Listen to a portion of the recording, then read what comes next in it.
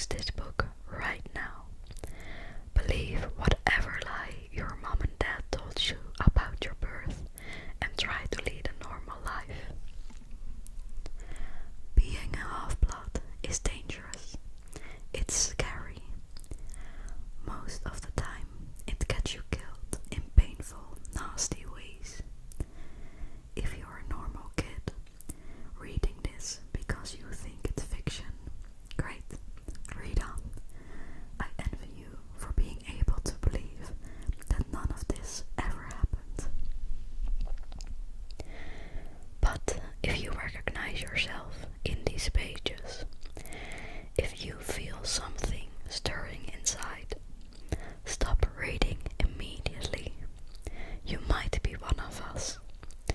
And once you know that, it's only a matter of time before they sense it too, and they'll come for you. Don't say I didn't warn you. My name is Percy Jackson. I'm 12 years old. Until a few months ago, I was a boarding student at Yancey Academy, a private school for troubled kids in upstate New York. Am I a troubled kid? Yeah, you could say that. I could start at any point in my short, miserable life to prove it, but things really started going bad last May when our 6th grade class took a field trip to Manhattan. 28 mental case kids and 2 teachers on a yellow school bus heading to the Metropolitan Museum of Art to look at ancient Greek and Roman stuff. I know, it sounds like torture. Most Yancey field trips were. But Mr. Brunner, our Latin teacher, was leading this trip, so I had high hopes. Mr. Brunner was this middle-aged guy in a motorized wheelchair. He had a thinning hair and a scruffy beard, and a frayed tweed jacket, which always smelled like coffee. You wouldn't think he'd be cool, but he told stories and jokes and let us play games in class. He also had this awesome collection of Roman armor and weapons, so he was the only teacher whose class didn't put me to sleep. I hoped the trip would be okay. At least, I hoped that for once I wouldn't get in trouble. Boy, was I wrong. See, bad things happen to me on field trips. Like at my 5th grade school, when we went to the Saratoga battlefield, I had this accident with a Revolutionary War cannon. I wasn't aiming for the school bus, but of course I got expelled anyway. And before that, at my 4th grade school, when we took a behind-the-scenes tour of the Marine World Shark Pool, I sort of hit the wrong lever on the catwalk and our class took an unplanned swim. And the time before that,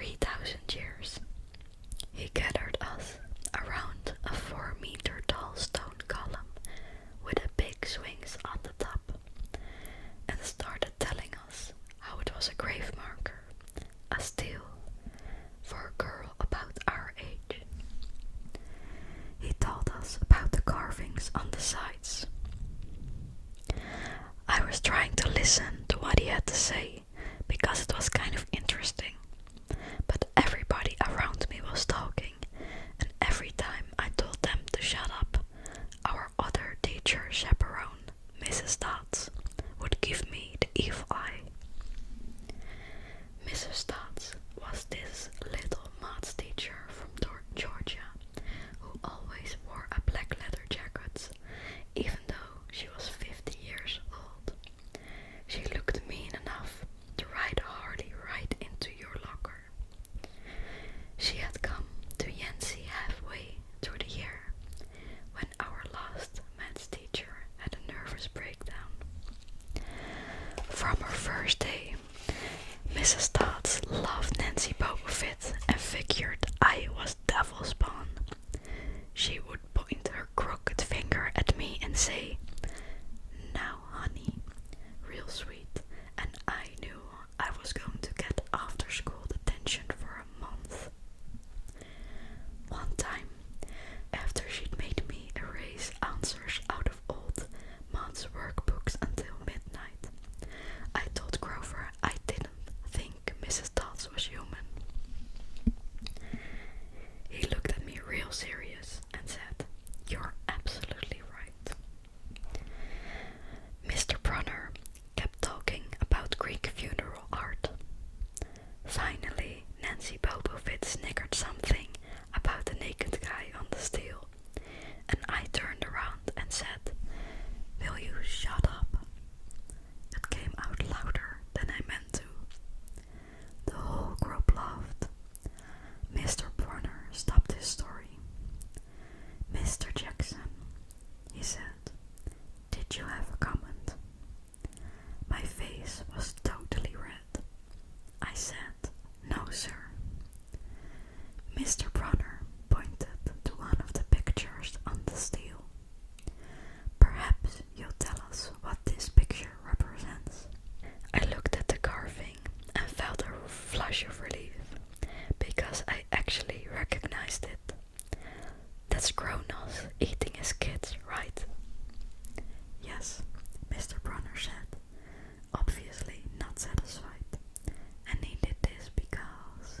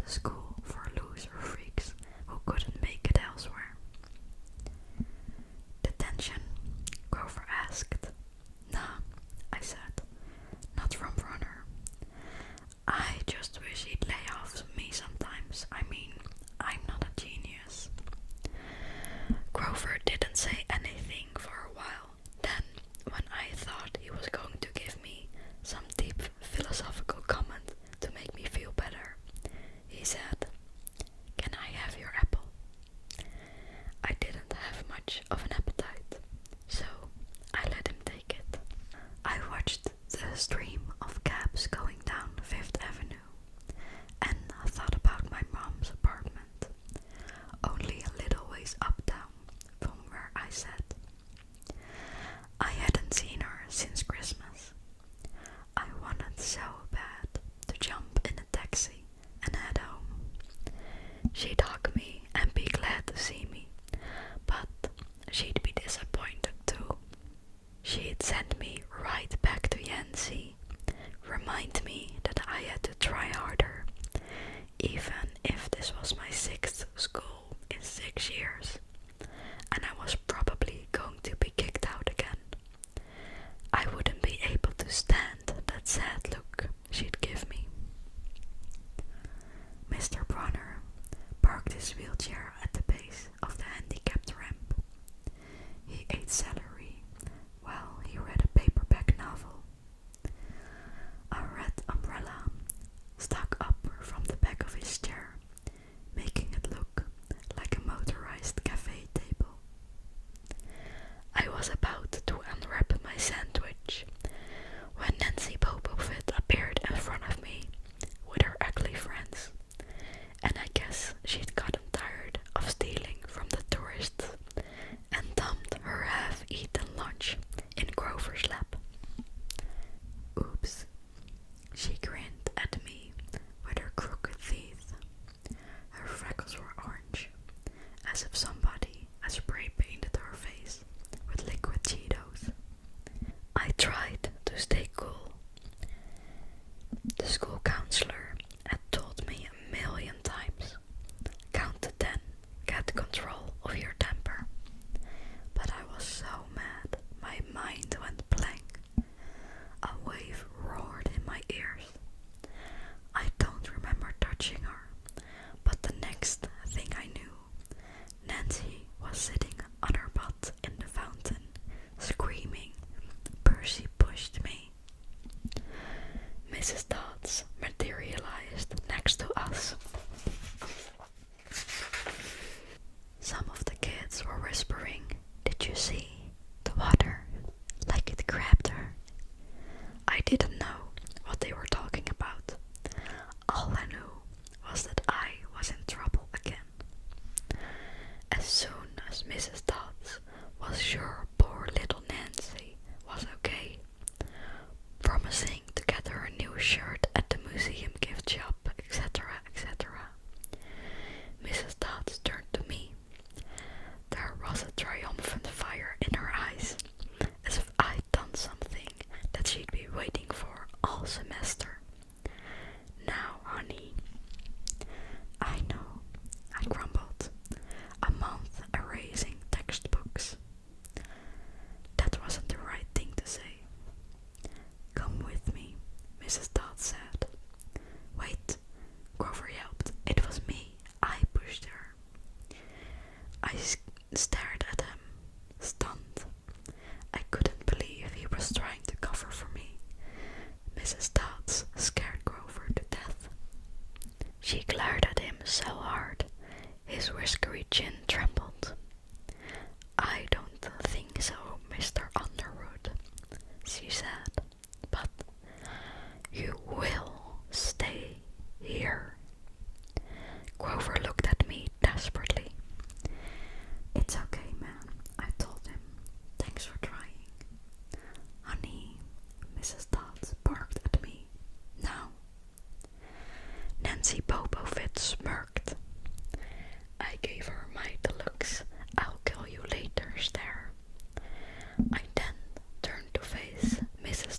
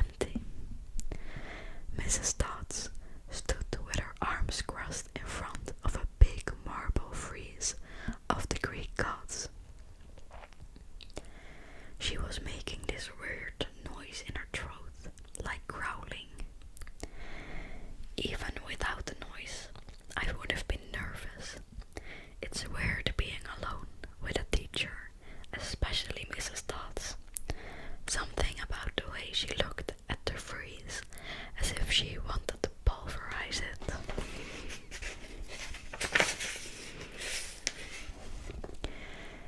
You've been giving us problems, honey, she said. I did the same thing. I said, yes, ma'am. She tugged on the cuffs of her leather jacket. Did you really think you would get away with it? The look in her eyes was beyond mad. It was evil.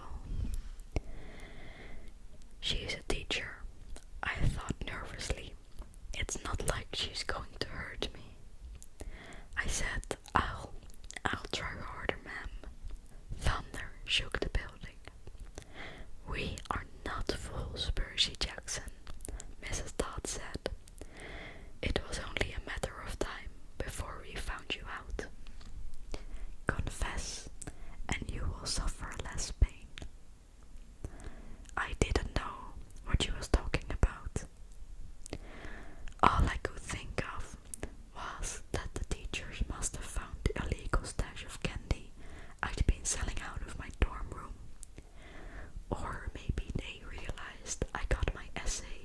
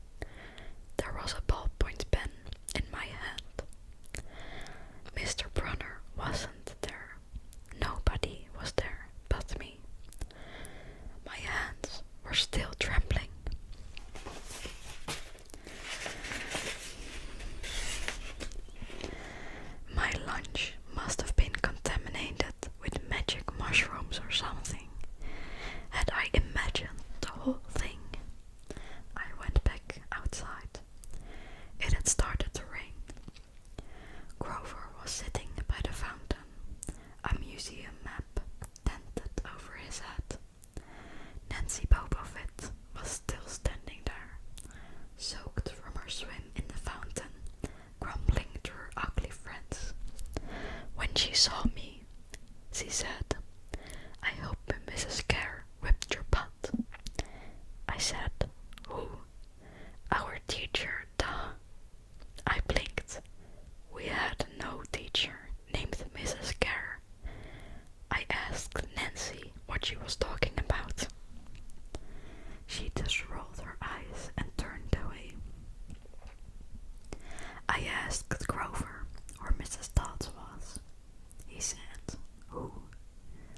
But he paused first, and he wouldn't look at me, so I thought he was messing with me. "Not funny, man," I told him. "This is serious." Thunder boomed overhead. I saw Mr. Brunner sitting under his red umbrella, reading his book, as if he'd never moved. I went over to him. He looked up, a little distracted. "Ah, that would be my pen.